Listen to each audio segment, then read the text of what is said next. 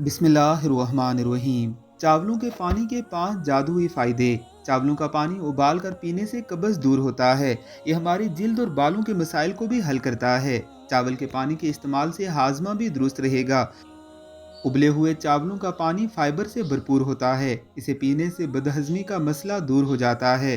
चावलों का पानी पीने से खून का दौरानिया दुरुस्त रहता है। इससे लो ब्लड प्रेशर का मसला दूर हो जाएगा।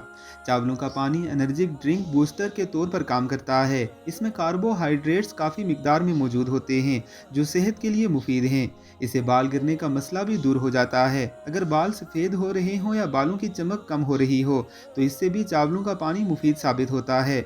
उबले हुए चावलों के पानी में विटामिन बी, सी और ई की अच्छी मिकदार होती है।